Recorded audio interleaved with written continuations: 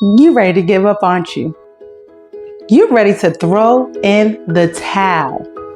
You said enough is enough. You're questioning God. You're asking God, why? God, why so much pain? God, why have you not healed me yet? God, why have you not delivered me yet? God, why? Why? Why? Well, today He brought me here to tell you this one word.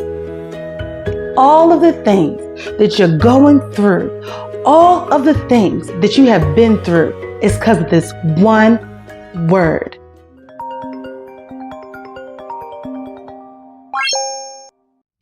Listen, I just got out of worship and I'm ready. Hi guys, welcome back to my channel. This is My Purpose, His Will, His being God's will. And today I want to talk to you about endurance. First, you got to be able to cut off that part in your flesh. That certain movie is not that important. It's not that serious enough for my salvation. My salvation trumps everything for me. Hi everyone, welcome to my page. Endurance. Yes, sounds simple, but it's not. Let's talk about what the Bible tells us in James. In James 1 and 12 says, "Blessed is the man that endureth temptation, for when he is tried, he shall receive the crown of life, which the Lord hath promised to them that love him." Blessed is the man who endureth temptation. Sometimes your temptation doesn't have to do with any type of desires that you might have. Temptation can come in all types of forms and facets. You can be tempted to give up on God. You can be tempted to throw in the towel. You can be tempted to follow the ways of the world. You can be tempted to worship another God. You can be tempted to walk away from your faith. You can be tempted in a lot of different areas, but blessed is the man who endureth the temptation. Blessed is the man that as he is going through the trials and the tribulations of life, that he does not give up on hope. He does not give up on faith. Everywhere in the Bible, it shows us how men and women of God overcame. They overcame by enduring. They didn't overcome because life was easy. They didn't overcome because things were handed to them. They overcame because through the trials and the tribulations, they fixed their eyes on God. The Bible tells us those who keep their minds stayed on me, those I keep in perfect peace. He will keep you in perfect peace if you keep your eyes on Him. I know personally in my life that I am not having my eyes focused and fixed on God every single time I come into a place of worry and fear. Because see, when my eyes are fixed on the Lord, I'm not looking to the left of the problem. I'm not looking to the right of the problem, but my eyes are fixed and stayed on God. And He is keeping me in His perfect peace. He gives me His peace that surpasses all my understanding. I don't have to worry. I don't have to fear. I don't have to figure anything out because I know the author and the finisher of my faith is with me. He has been with me and He will be with me, and He's going to carry me to my expected end. But when my eyes have focused on things that are around me, that's the time where I begin to fear. Remember about Peter. Peter did the same thing. As long as Peter kept his eyes on Jesus, he was able to walk on water. He was able to do something that exceeded his understanding. But as long as his mind was fixed on God, he did not worry about what it should be or what should happen or what might happen. He was able to walk. But as soon as he took his eyes off of the one who gave him his help and his strength, then he begins to fear. Then he immediately began to sink. And what did Jesus say when He pulled him out of that water?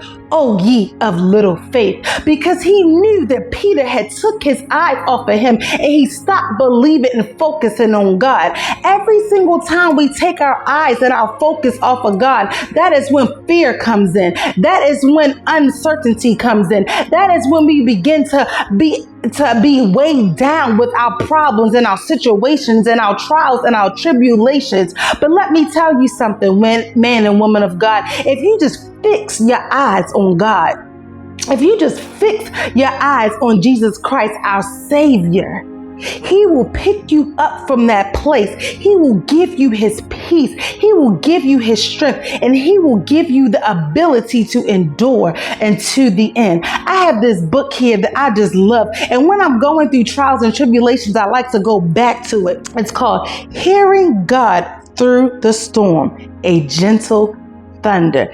And I love the way it kind of breaks this down in this part of the book. So I'm going to read you an insert from his book. It says, if God sees you standing when you should be sitting, if God sees you at risk rather than safe, how far do you want him to go getting your attention? Sometimes you're going through because God is trying to get your attention. What if he moved you to another land as he did Abraham? What if he called you out of retirement? Remember Moses? How about the voice of an angel or the bow of a fish as he did Gideon and Jonah? How about a promotion like Daniel's promotion, or demotion like Samson's? God does what it takes to get our attention. Isn't that the message of the Bible? The relentless pursuit of God. God is on the hunt. God in the search. Peeking under for hiding kids under the bed, stirring the bushes for lost sheep, cupping his hand to the mouth and shouting into the canyon, wrestling with the Jacobs of this world and the muddy Jacobs of life. For all its peculiarities and unevenness, the Bible has a simple story. God made man. Man rejected God. God won't give up until he wins him back. From Moses and Moab to John and Patmos, the voice can be heard. I am the pilot. You're the passenger. My job is to get you home. Your job is to do what I say. You hear that? Your job is to do what he says. God is as creative as he is relentless. The same hand that sent manna to Israel sent Uriah to his death. The same hand that set the children free from Israel also sent them into captivity to Babylon. Both kind and stern, tender and tough, faithful, firm, patiently urgent, eagerly tolerant, softly shouting, gentle thundering, gentle thunder. That's how John saw Jesus. John's gospel has two themes: the voice of God and the choice of man. And since this book is based on John, you'll see the same tandem: his voice, our choice. Jesus said, I am the bread that gives life. I am the light of the world. I am the resurrection and the life. I am the light of the world. I am the door. I am the way, the truth, and the life. I will come back and take you with me. Jesus proclaiming, ever offering, but never forcing. Standing over the crippled man, do you want to be well? Eye to eye with the blind man, now healed. Do you believe in the Son of Man? Near the tomb of Lazarus, probing the heart of Martha, everyone who lives and believes in me will never die. Martha, do you believe this? Testing Pilate's motive. Is that your own question, or did others tell you about me? The first time John hears Jesus speak, Jesus asks a question. What are you looking for? Among Jesus' last words is yet another. Do you love me? This is a Jesus John remembers. The honest questions, the thundering claims, the gentle touch, never going where not invited, but once invited, never stopping until he's finished.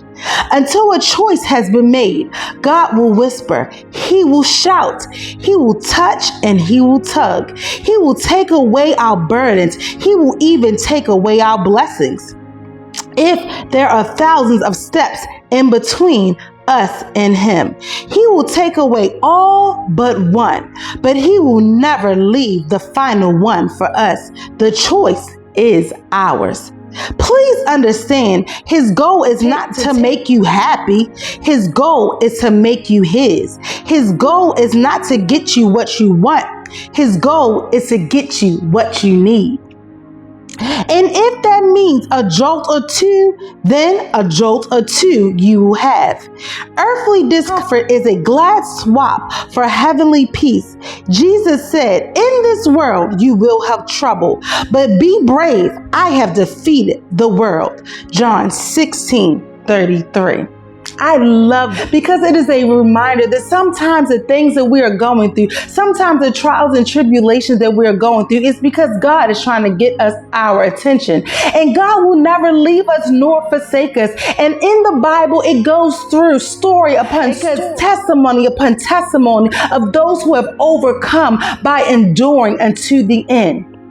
God talks about in Hebrews how by faith, all these different people in the Bible were able to overcome. We have to believe for us to endure, it has to be a place in us that we have found faith in Jesus Christ. We believe him into the end. We will not give up. We will not throw in the towel. We will not let go of the promises of God because we believe and we have faith and we believe in the promises of God, which are yes and amen. Yes, and so be it. And our eyes are fixed on Jesus, and we will not be like Peter, and we will not fall because we don't believe, but we will keep walking into our destination. Keep on holding. Keep on believing. Keep on having faith. Sons of God, children of God, we are in a race of life. But we cannot give up when trials and tribulations come about. When there are obstacles that come in our way, when there are hurdles that come in our way, when we are going through this race of life, we have to learn to jump over them, to conquer them, to overcome them, and to endure unto the end. They that wait on the Lord shall renew their strength. They shall mount on wings as eagles. They shall run and not be weary. They shall walk and not faint. In this life, we're going to have troubles. We're going to go through things. We are going to have trials and tribulations. But those who endure unto the end will reap the reward. Who told you life was going to be easy? Who told you that when you came to Christ that everything was going to be peaches and cream? Let me tell you, if anybody told you that they are lying to you. I pray that everybody who hears the word and hears this message today will begin to endure, will begin to fix their eyes back on Jesus and begin to walk by faith. Be blessed. Bye.